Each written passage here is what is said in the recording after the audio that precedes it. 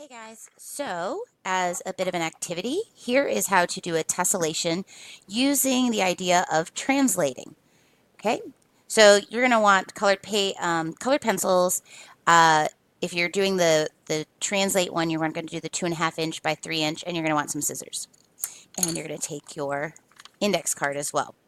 All right, so the first step that you are going to do is you're going to take your index card, and if I haven't already done this for you, you're going to go ahead and cut it in half. So just fold it directly in half, and I'm just creasing it really well. I just prefer to do it this way because I don't cut very straight, so I'm going to use my ruler. There. Okay. So now I have I've made a 2.5 by 3 inch rectangle, so it matches up with the grid. So that's why we're using a 3 by 5 index card. Alrighty, and then what you're going to do, you can choose any corners, but it's got to be adjacent corners, and you want to draw a line between two adjacent corners, and they can be squiggly, it can be straight line segments, it can be combo. So you're going to do whatever. So I'm going to turn mine this way. Actually, I'm going to use the rough edge, I think. All right, so I'm going to go from this corner to this corner. Let's kind of do like a and then I'm going to do a straight line also. Make that kind of straight, and that part is curvy. Kind of like a little mountain thing. All right, then you're going to go ahead and cut that part, and you want to be as precise as possible. Okay. All right, so might want to make yours a little bit thicker than mine. Oh, and you're also going to need some tape. I forgot about that part. All right, so you cut along that line, and then you're going to basically translate it to the other side. Okay. And you're going to tape that down. Okay, tape it in spot. Basically, we're creating our stencil that we are going to be tracing to make our tessellation. All right.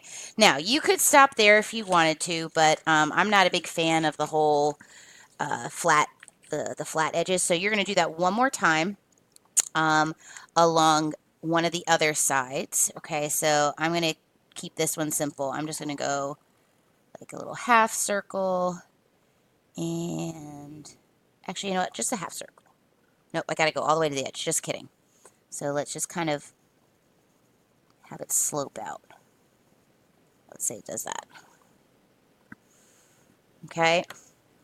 All right, so we'll see how this works out. So again, you got to go corner to corner in order for this to work out.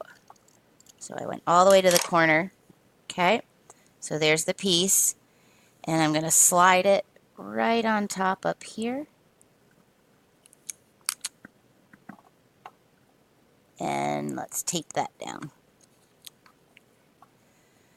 All right, so there's my little puzzle piece. Okay, so that's my shape that I'm going to be working with. So now what I'm going to do is I'm going to go ahead, and you can work within this boundary, or if you want to even start outside, like you can kind of see I'm lining up. This was my original edge.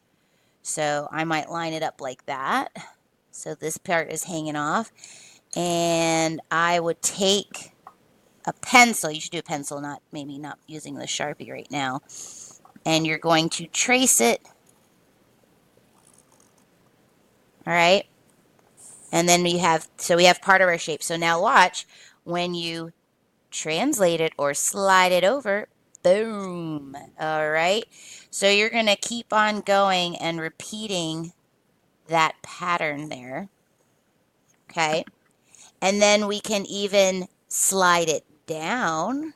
Look at that. So we're translating it down now. And because we took that bottom piece and slid it up, now it fits in there. And so we're going to go ahead and trace and keep going that way. And I'm doing a horrible job of modeling this for you, but you get the idea. Okay. So then what you want to do is when it's all said and done, is you kind of want to then color it in. You can just color it in, or maybe you see like an image, like you want to turn it into a face, or maybe I'm trying to think of what does this one look like even in a weird way. I'm not sure. I don't know why I see like a little blobby guy doing the disco. So I don't know. Maybe you see like somebody's face. Like maybe this is the guy's nose, and that's his chin, and he's like a little snooty guy. Okay, and he's balding, so we're just gonna give him like bald hair.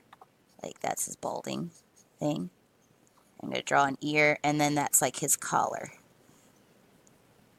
Okay, and so I would just draw that image over and over again. Kind of, now that kind of comes off the side. And if you wanted to, you could trace off to the side, and then you're going to cut it out. And you want to color this in and use fun colors and see what you come up with. All right. So that is how you do a tessellation using translations. Can't wait to see what your projects look like.